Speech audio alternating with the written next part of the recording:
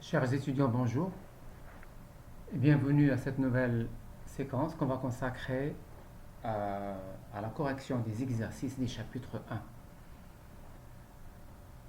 1. Alors,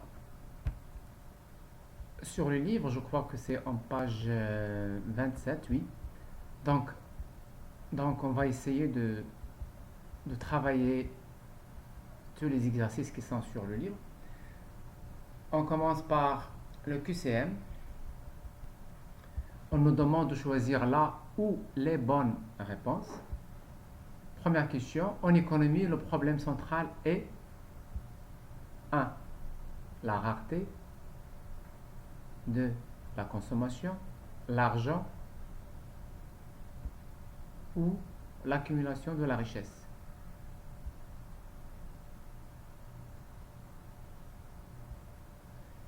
Bien évidemment, comme on l'a dit, le problème central en économie, la raison d'être même de la science économique, c'est qu'on a d'un côté des ressources qui sont limitées ou rares, et de l'autre côté, on a des besoins qui sont illimités. Et donc, toute la question est de proposer des solutions qui permettent justement de gérer cette rareté. La rareté, c'est l'élément central de la science économique. Elle est même la raison d'être de l'économie. Donc, la bonne réponse, c'est la rareté. Pour ce qui est de l'accumulation de la richesse, à un certain moment de l'histoire, jusqu'aux classiques, on croyait que, jusqu'aux économistes classiques, avec Adam Smith, etc., on croyait que, on soutenait l'idée comme quoi l'économie est la science qui consiste à analyser le mode de formation et de distribution des richesses. Mais cette définition a été un petit peu dépassée par les événements. Et aujourd'hui, on a plutôt cette notion de rareté qui se trouve au centre même de la science économique. Deuxième question. Deuxième question. Donc là, je vais souligner, je vais essayer de... Voilà. Hop. La bonne réponse, c'est la rareté. Ok. Alors, deuxième question. La macroéconomie s'intéresse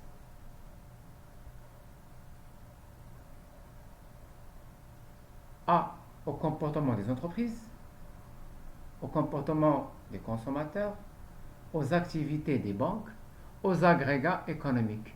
Bien évidemment, la macroéconomie, c'est la branche de la science économique qui s'intéresse aux grandeurs.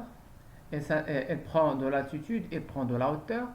Elle a une vision panoramique de l'économie et n'entre pas dans les détails, genre comportement d'un consommateur ou d'une entreprise.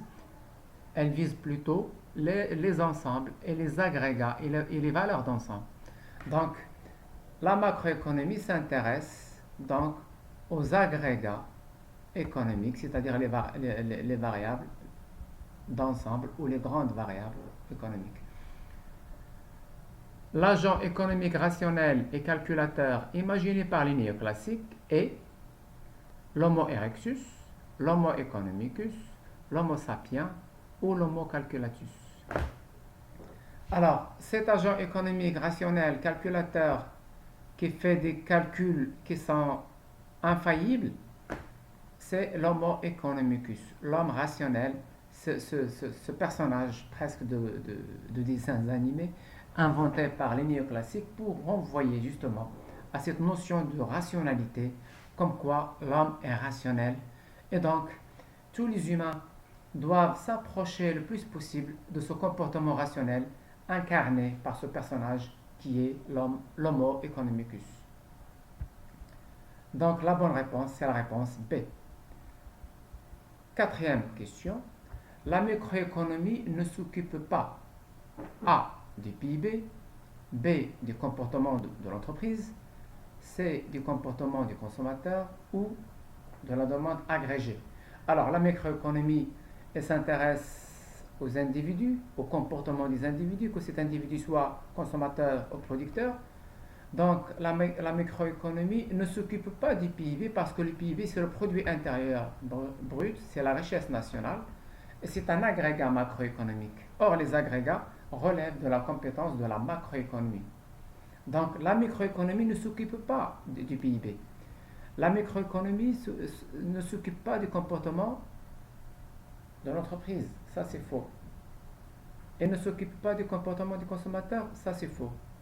Elle ne s'occupe pas de la demande agrégée. Et là encore, c'est une bonne réponse parce qu'effectivement, la microéconomie ne s'occupe pas de la demande agrégée. Elle s'occupe du comportement de l'entreprise, du consommateur, mais elle ne s'occupe pas des agrégats macroéconomiques. Cinquième question. L'étude des choix individuels, ménage, entreprise, etc., relève de la micro, ça c'est la question, la réponse est évidente, ça relève de la micro. La macro, la finance, la pensée politique, tout ça c'est faux. Donc la bonne réponse c'est la réponse A. Question numéro 6. Le concept de coût d'opportunité sert à financer les entreprises, permet de faire des choix rationnels, améliore la santé des banques, montre que l'homme est égoïste. Le concept de coût d'opportunité, c'est un concept très utilisé par les économistes et qui leur permet justement de faire des choix rationnels et parfois contre-intuitifs. Parfois, on a l'impression qu'on a fait un choix bien réfléchi, rationnel, alors que il s'avère que c'est pas le cas. Et le coût d'opportunité, la notion pardon, ou le concept de coût d'opportunité est parmi les outils les plus puissants utilisés par les économistes justement pour prendre des décisions rationnelles. Et une autre question, toujours par rapport au coût d'opportunité, qu'est-ce qu'on nous dit? On nous dit que le coût d'opportunité est le fait de rater une opportunité. Non. Une perte que l'on cherche à éviter. Non. Ce à quoi on renonce lorsqu'on fait un choix ou lorsqu'on prend une décision. Là, c'est la bonne réponse, c'est la définition qu'on a donnée au cours. Le coût d'opportunité, rappelez-vous, elle correspond à ce à quoi je renonce lorsque je fais un choix ou je prends une décision. Rappelez-vous dans l'exemple que j'ai donné au cours, lorsque j'ai 200 dirhams en poche, je choisis entre 2 t-shirts et un pantalon. Si je choisis de prendre le pantalon, je renonce au t-shirt. Si je prends le t-shirt, je renonce au pantalon. Et on a dit que lorsque je choisis le pantalon, je vais dire que le coût d'opportunité de ce pantalon est un t-shirt ou deux. Ça dépend du nombre de t-shirts que les 200 dirhams me permettent d'acheter. Ok? Donc, le coût d'opportunité, il correspond à quoi? Il correspond à ce à quoi je renonce lorsque je fais un choix ou lorsque je prends une décision. Question numéro 8. Cochez les énoncés qui peuvent être qualifiés de normatifs. Qu'est-ce qu'on avait dit? On avait dit qu'en économie, on a deux approches.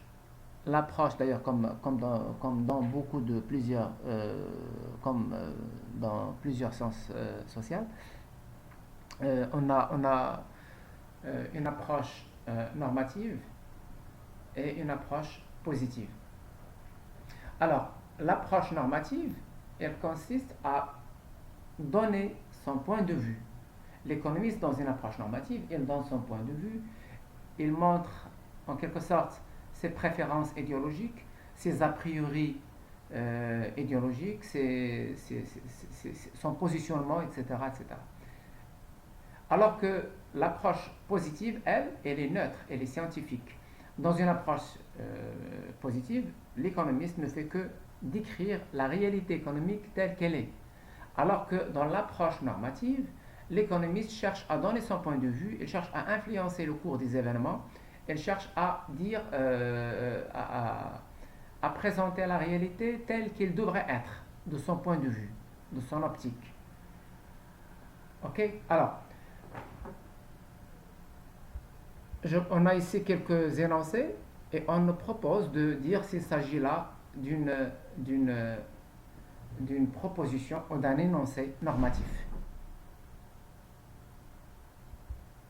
Alors, premier énoncé, il faut taxer le travail plus que le capital pour attirer les investissements. Alors ici, l'économiste, qu'est-ce qu'il nous dit? Il propose d'imposer des impôts et des taxes sur le travail plus que le capital pour attirer les investissements. L'idée derrière, c'est que les travailleurs sont déjà là, ils ne peuvent pas partir ailleurs, donc il est plus facile de les taxer.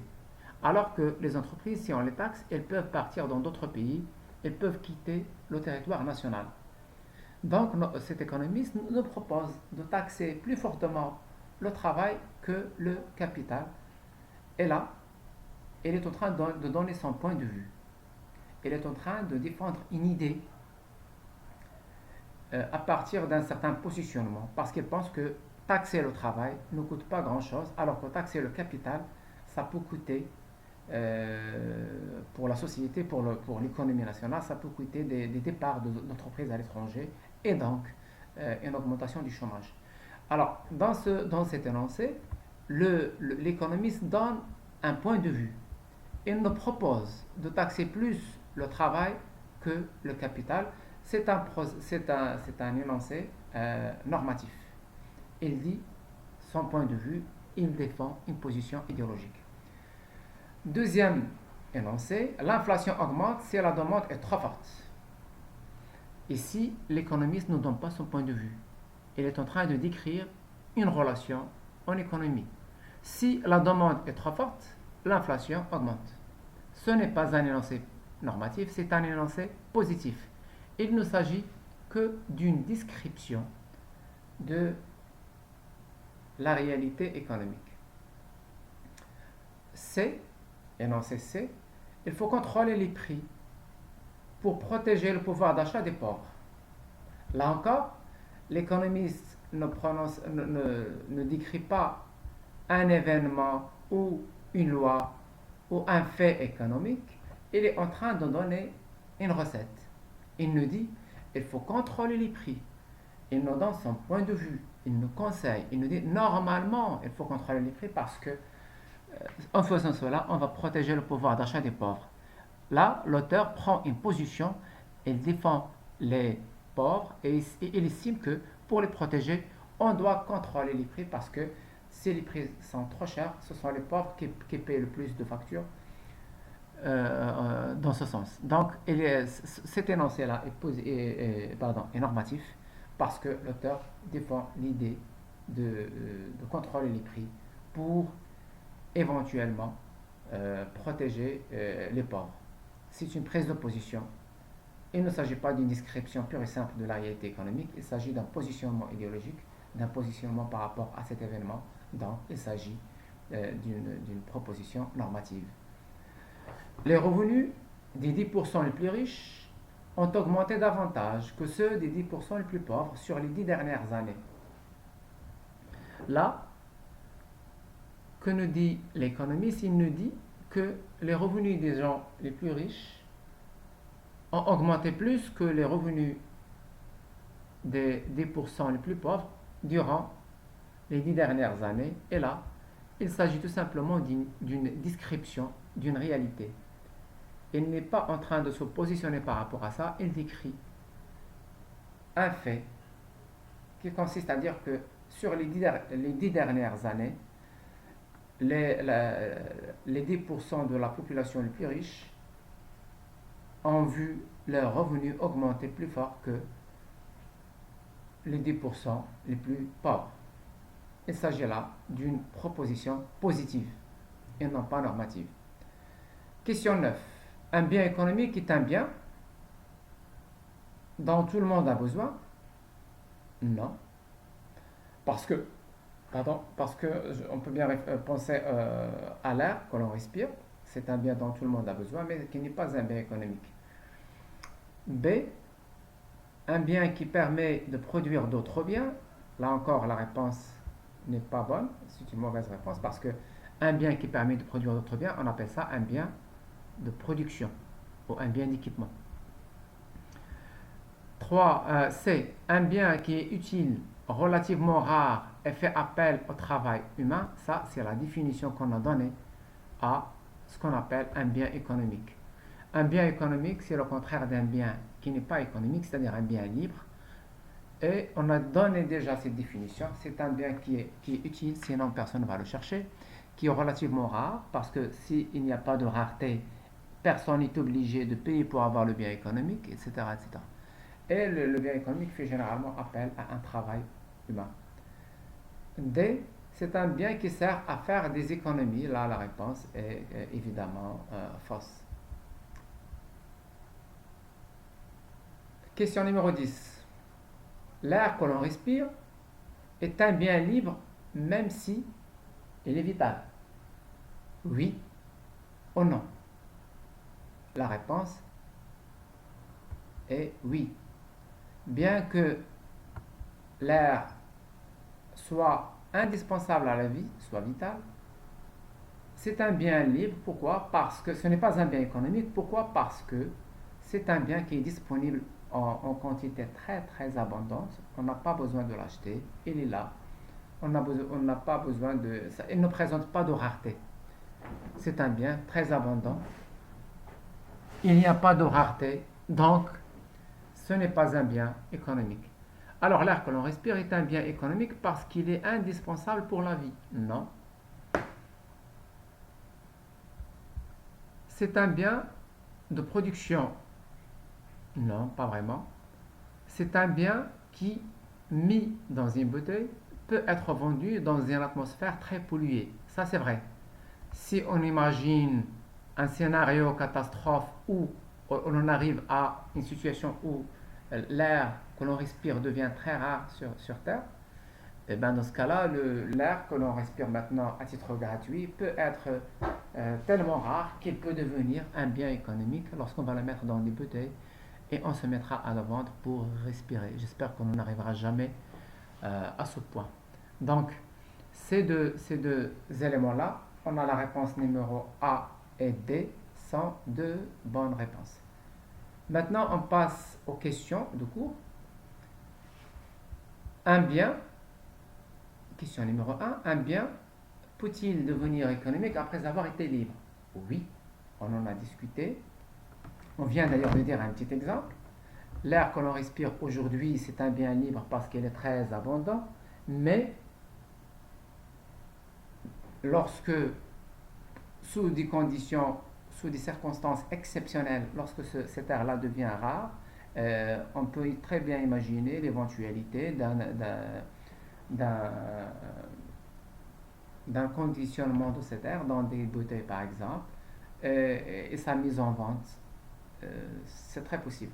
On peut très bien imaginer aussi le cas d'une plante qui pousse dans la nature, qui est très abondante, personne ne la cherche, puis un jour, on découvre que cette plante a des vertus médicinales, elle sert comme remède à quelque chose, et bien tout le monde va essayer de chercher la plante. À un certain moment, lorsque la demande pour la plante augmente, à un certain moment, elle devient rare, et là, on a la naissance de la rareté, et la rareté fait qu'il va y avoir des gens qui seront prêts à acheter la plante, et comme ça, la plante devient économique après avoir été libre. Lorsque l'on découvre que la plante a une utilité, tout le monde va commencer à la chercher. Cette recherche de la plante fera que la plante sera relativement rare par rapport à la demande qui lui est adressée, et donc la plante deviendra donc un bien économique après avoir été un bien libre.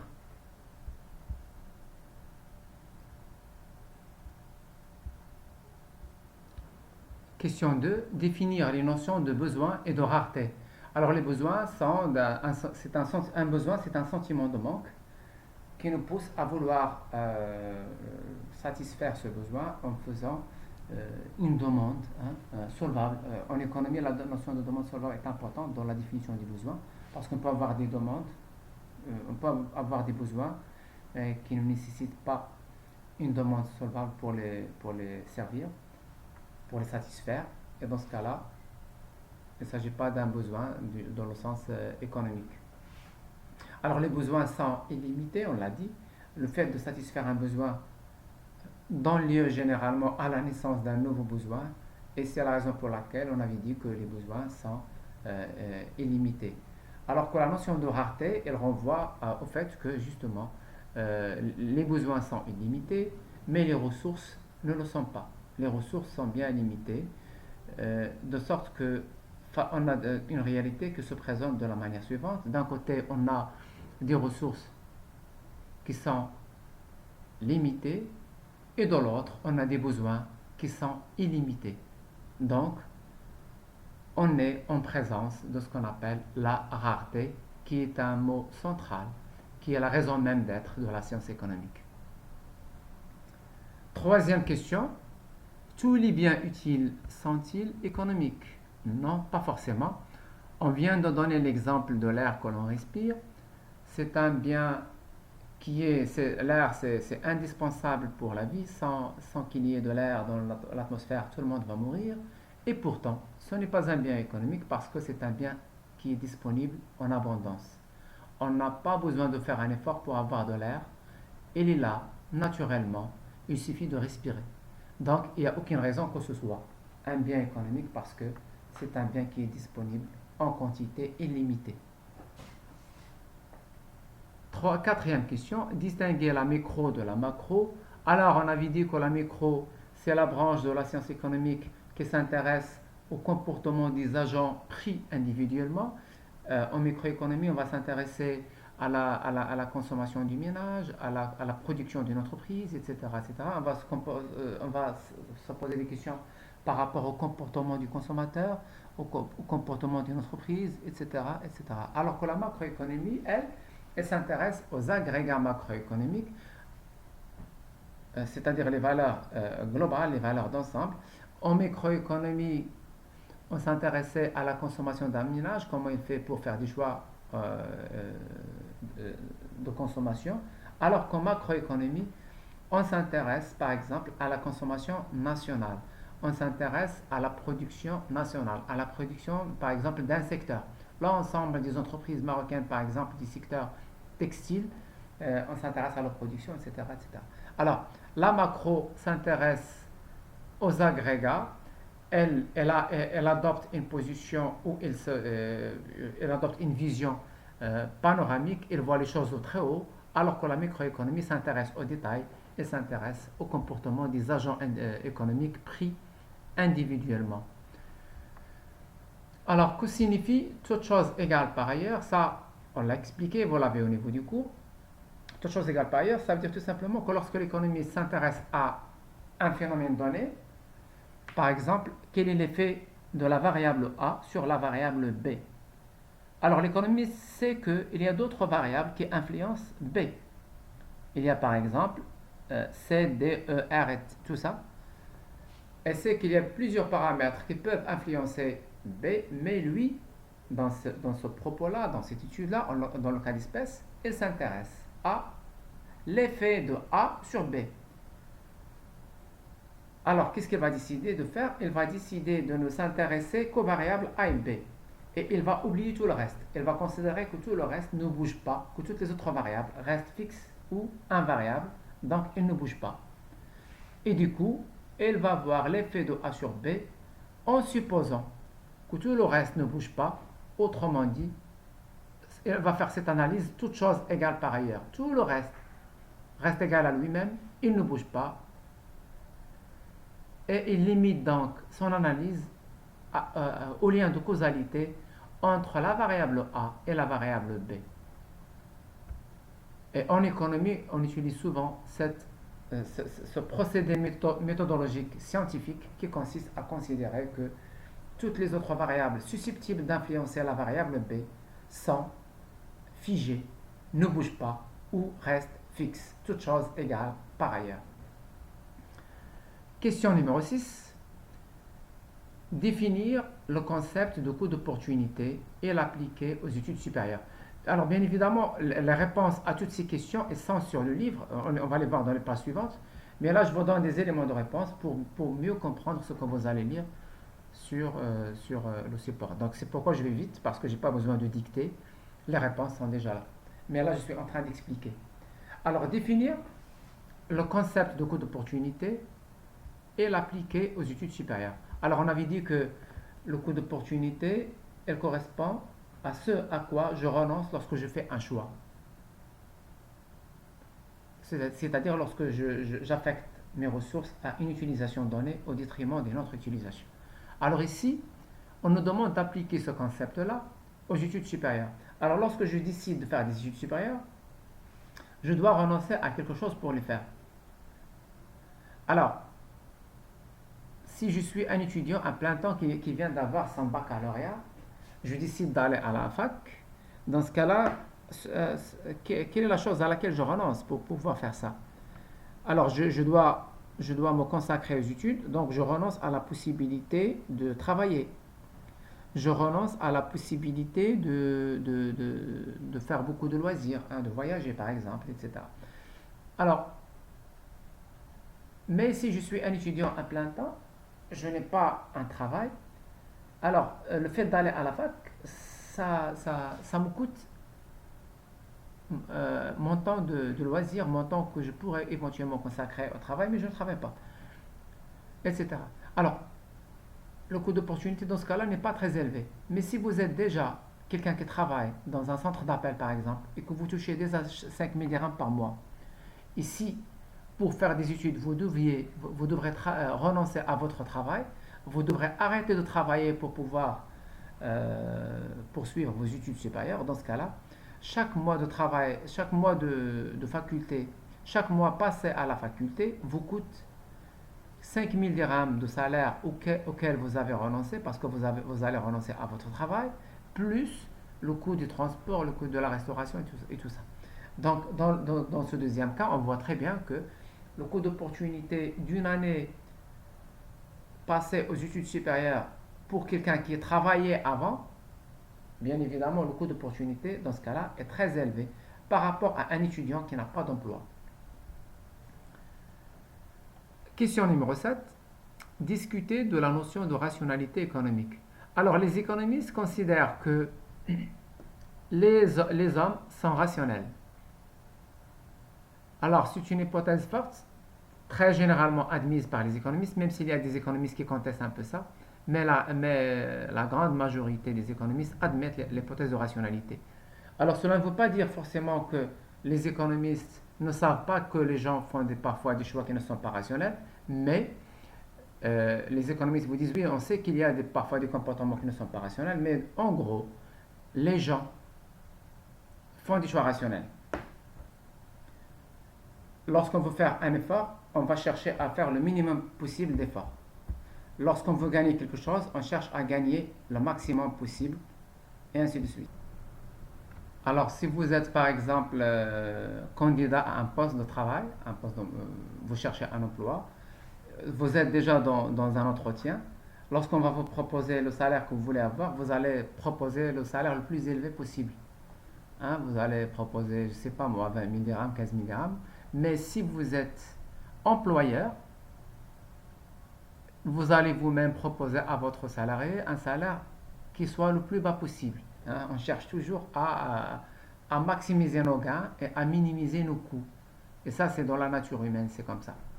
Donc, en gros, on peut accepter l'hypothèse de rationalité en ce sens que tous les humains sont naturellement tentés de fournir le minimum d'efforts et de chercher le gain le plus grand possible, le maximum de gains. Et ça, c'est une forme d'optimisation ou de rationalité. Question 7. Oui, là, ça c'est la question dont on a discuté maintenant. Question numéro 8. Quel est le problème que soulève l'auteur dans le passage qui suit? Alors, ce passage, la quinine, un bien économique, point d'interrogation. Les objets qui sont aptes à satisfaire le besoin, mais dont on ignore qu'ils ont cette propriété, ne sont pas des biens économiques. La quinine n'était pas un bien économique quand on ne savait pas qu'elle pouvait calmer la fièvre. Alors, quelle est la nature du problème soulevé par l'auteur? C'est que la quinine, c'est une plante qui poussait un petit peu dans la nature, personne ne savait à quoi elle servait. Elle était donc un bien libre. À un certain moment, lorsqu'on a découvert que la quinine permettait de calmer la fièvre, on a commencé à la chercher, la demande devient trop forte, elle dépasse la quantité disponible de quinine et du coup, la quinine devient subitement un bien rare, un bien que l'on cherche et on est prêt à payer pour l'avoir. Elle devient donc un bien économique. Alors la quinine, c'est une plante médicinale, c'est une racine, et d'ailleurs elle a plusieurs dérivés. Parmi les dérivés de la quinine, on a la chloroquine qu'on connaît désormais avec cette affaire du Covid-19, avec toute la polémique soulevée par le médecin français Raoult par rapport à cette matière-là, la chloroquine. La chloroquine, c'est une matière dérivée de la quinine. Alors,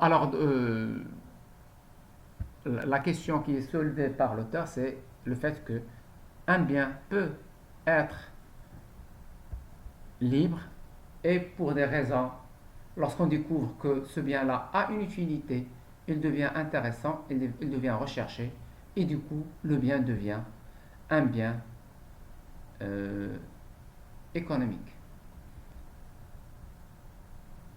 Exercice. Alors la partie exercice, soit les situations suivantes. On a trois situations. Acte 1, un retraité qui passe l'essentiel de son temps à s'occuper de son jardin. Acte 2, un neurochirurgien qui fait la même chose. Acte 3, Lionel Messi qui fait exactement la même chose. Alors, cet exercice-là, on l'a fait, vous le trouverez dans la séquence numéro 3, je crois. On l'a fait au niveau du cours. Il se lève la notion de coût d'opportunité. Plus on est quelqu'un dont le temps est cher, plus le coût d'opportunité est fort. Et donc, il est tout à fait normal que le neurochirurgien ne s'occupe pas personnellement de son jardin tous les jours. Et il est encore plus vrai pour Lionel Messi de ne pas s'occuper de son jardin, parce que le coût d'opportunité est très élevé, alors que pour quelqu'un comme un retraité qui n'a pas grand-chose à faire, en s'occupant de son jardin, il ne renonce pas à grand-chose et donc il ne renonce pas à une activité qui peut lui générer des revenus et donc le coût d'opportunité de ce retraité est faible par rapport au neurochirurgien et par rapport à un joueur professionnel comme Messi.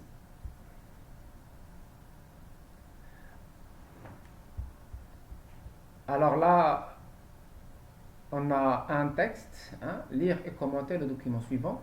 Il s'agit de lire ce texte-là pour le comprendre. C'est un extrait d'un livre de microéconomie de Paul Krugman. C'est un auteur américain.